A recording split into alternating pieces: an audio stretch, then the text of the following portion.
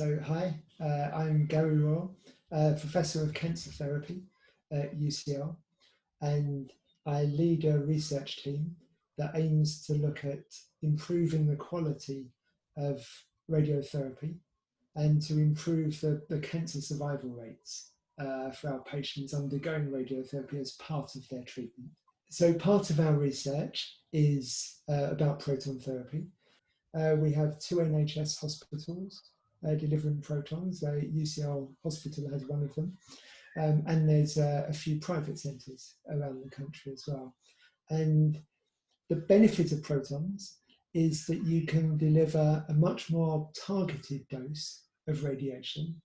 And so you spare damage and toxicity to the healthy tissue that surrounds the tumour. So proton therapy, it uses a beam of high energy protons, and they go into the patient and they gradually slow down and eventually stop. Where they stop, they deliver a high dose of radiation. And so you can be very targeted with the dose that you give to the patient, and therefore the biological damage. X-rays don't do this. They carry on at the same speed, they bounce a couple of times in the patient, and they deliver a much more distributed dose. So one is much more targeted than the other. Both can be very effective. So it's not a replacement, it's an additional technique. So proton therapy buildings are extremely complex. There's the scale of it for the start is huge.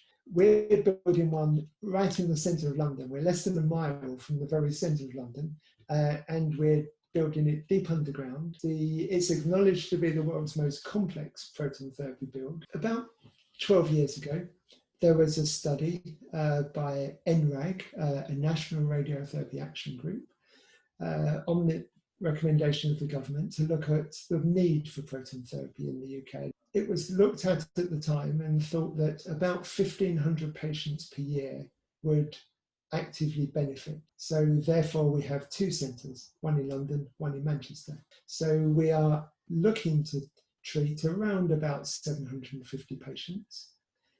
So UCL Hospital, the radiotherapy focus there is on complex cancers. So it's a very large centre for children cancers, which are very complex to set up and treat. It's a very large centre for complex brain cases.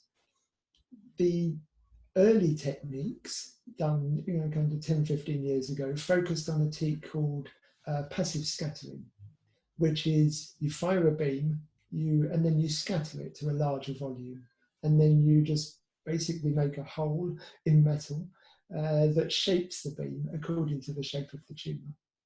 And it's extremely successful. A lot of hospitals still run with this technology. More recently, manufacturers have switched to what's called spot scanning, which uses a tiny beam, 2 to 3 millimeters in diameter, and it rapidly scans the patient. The advantage of this is that your dose map conforms much more closely to the shape of the tumour than the older technique. But with that becomes a lot of challenges. So how do you hit a moving target that you can't see at the time with a beam that you can't see at the time that's rapidly moving? You're delivering tiny little spots adjacent to each other.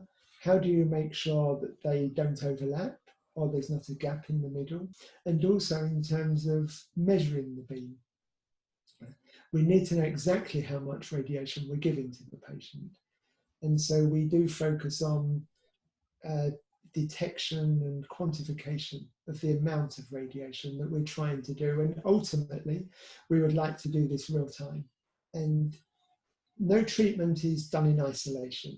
Then it's possible to actually do things that are in synergy. So each one benefits the other.